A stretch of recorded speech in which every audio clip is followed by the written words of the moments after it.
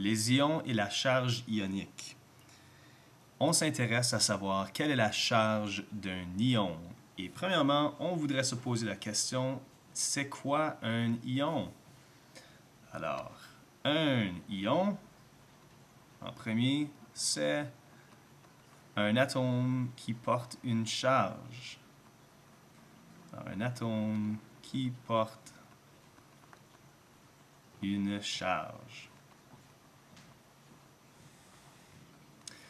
La plupart des choses qu'on va examiner dorénavant vont se porter avec l'ion.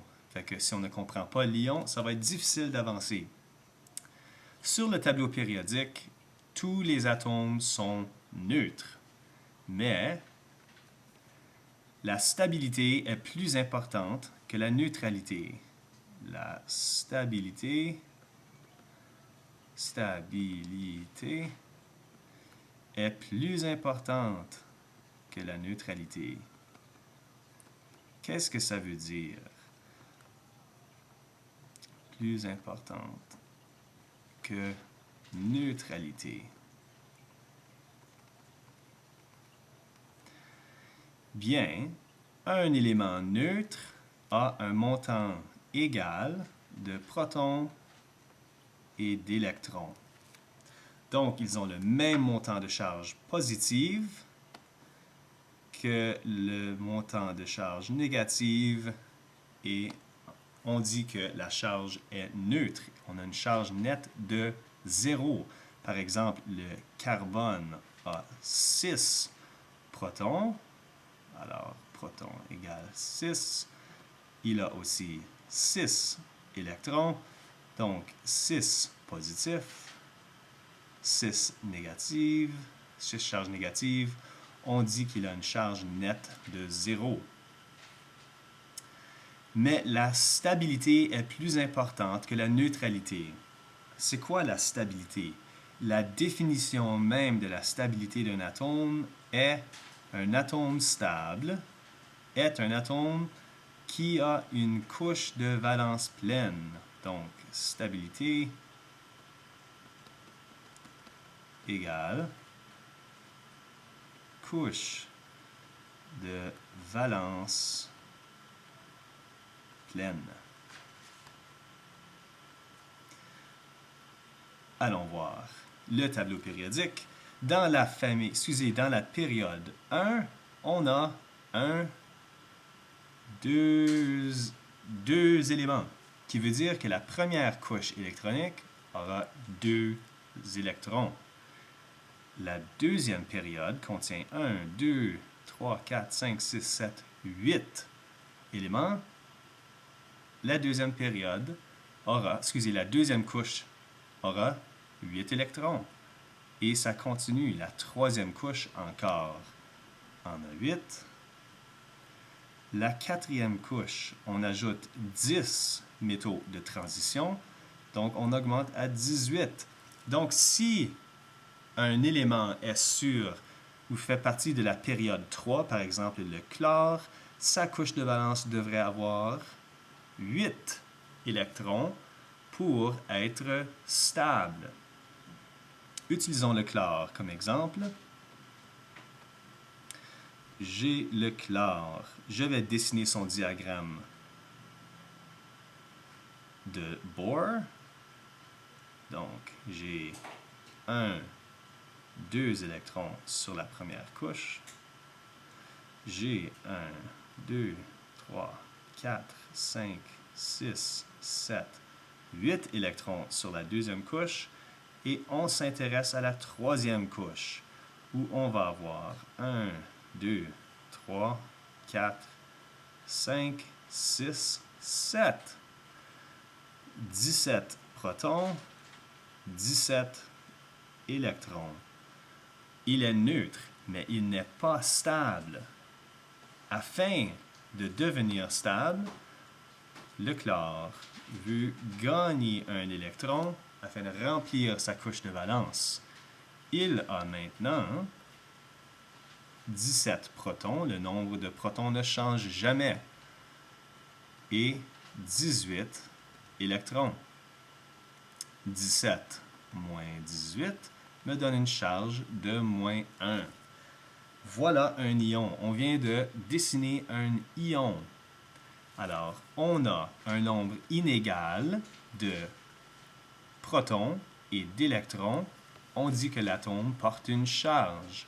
En ce cas-ci, une charge négative. Mais la charge n'est pas toujours négative. Les atomes ne veulent pas faire plus de travail que nécessaire. Alors, par exemple, le magnésium pourrait perdre 2 électrons pour adopter la configuration électronique du néon, ou bien il pourrait gagner 1, 2, 3, 4, 5, 6 électrons pour adopter la configuration électronique de l'argon. C'est beaucoup moins de travail d'en perdre 2 que d'en gagner 6. Alors, dans le cas du magnésium,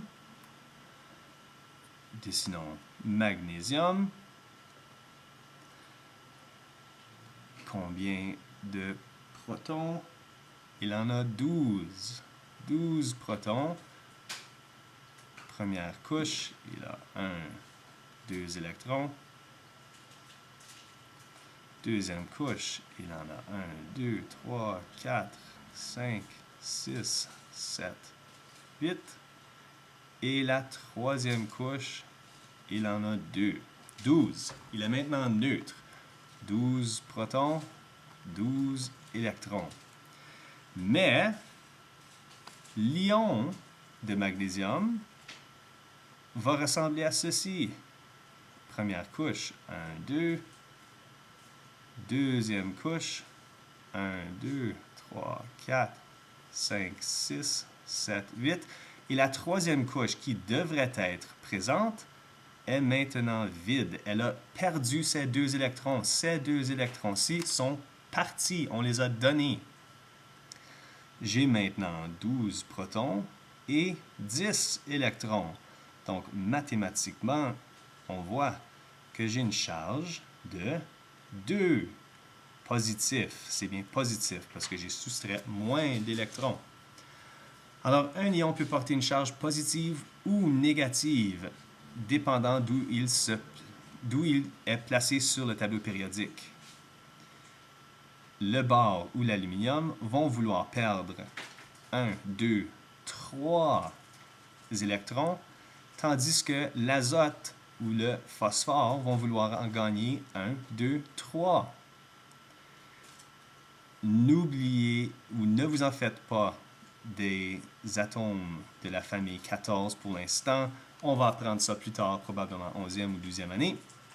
Pour l'instant, on veut tout simplement savoir que quand les atomes des familles 1, 2 et 13 s'ionisent, ils vont donner des électrons et finir avec une charge positive, tandis que les éléments de la famille 15, 16 et 17 vont gagner des électrons et adopter une charge négative. Les gaz rares, eux, leur qualité qui les rend nobles, disons, on appelle souvent ça les gaz nobles, noble gases en anglais, est que leur couche de valence est déjà pleine. Donc, on dit souvent que les autres éléments vont adopter la configuration électronique des gaz rares. Ça veut dire qu'ils adoptent la même configuration d'électrons. Si je regarde mon tableau périodique, est-ce qu'il y a un élément qui a exactement cette configuration d'électrons, qui veut dire 2 sur la première couche et 8 sur la deuxième couche? Absolument. C'est le néon. Donc, on dit que le magnésium ici a adopté la configuration électronique du néon. Voilà une petite revue au sujet des ions.